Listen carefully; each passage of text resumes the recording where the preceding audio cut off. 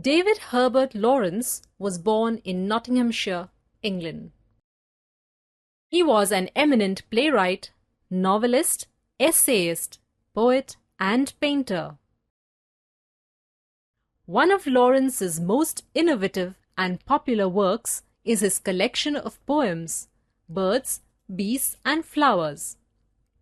In these poems, he has written about nature, based on his experiences in the Mediterranean and the American Southwest.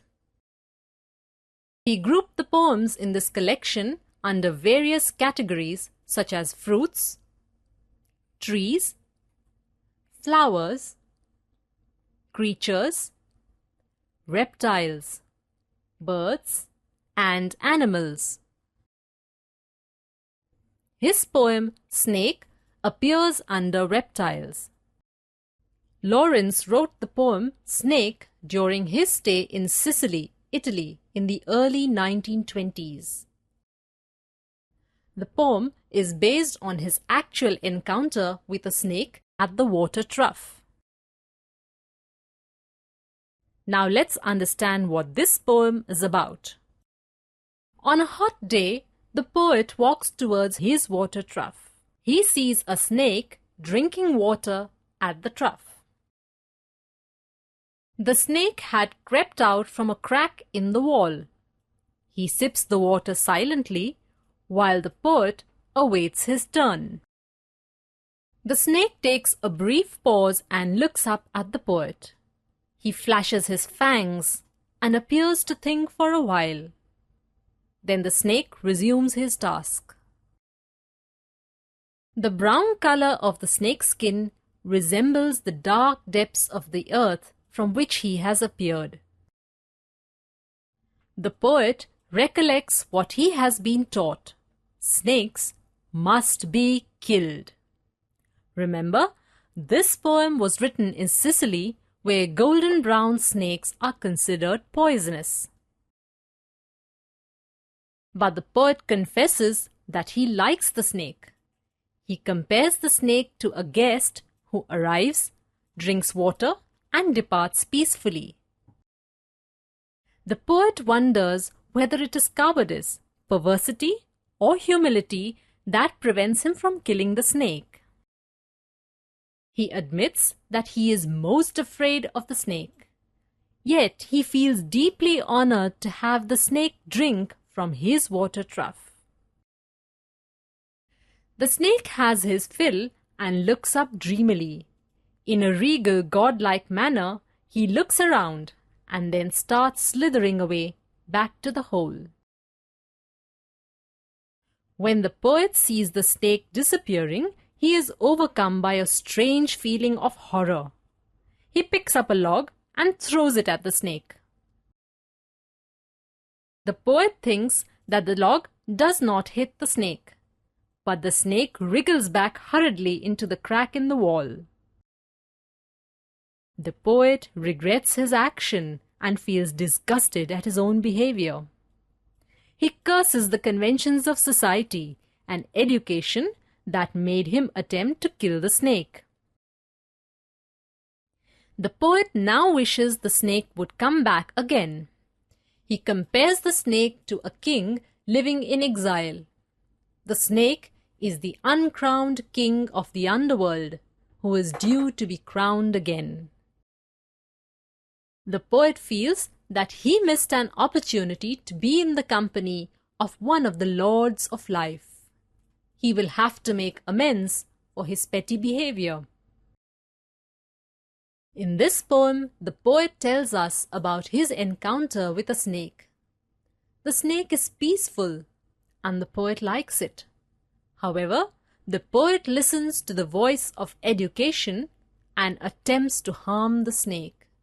He then regrets his unnecessary, violent action.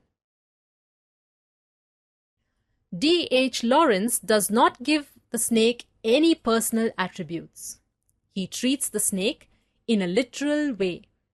The golden brown snake slithers to the water trough, drinks the water, and departs peacefully. Whatever we understand about the snake's demeanor is based on the poet's thoughts. The poet compares the snake to cattle to indicate that the snake was probably as innocent and harmless as cattle. He also thinks that the snake is godlike in the way it looks around after drinking the water. Finally, the poet compares the snake to an uncrowned king living in exile under the earth. He thinks the snake must be honored again as king. The poet is gentle and hospitable. He waits patiently for the snake to finish drinking at the water trough. He is vulnerable. He likes the snake, but education and social conventions have influenced his thinking to such an extent that he tries to harm the snake. The poet is sensitive.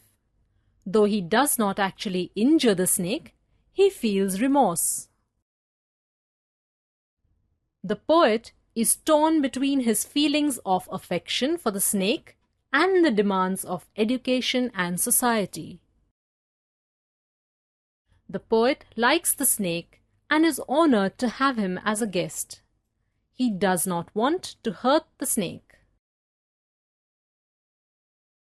But his education and societal conventions tell him that the snake must be killed, especially a poisonous golden snake like this one. The poem highlights how man is afraid of nature and tries to assert his superiority over it. The snake does not do anything to provoke the poet's anger, yet the poet gives in to the voices that tell him to kill the snake. If only man was less afraid, then both man and nature would coexist peacefully.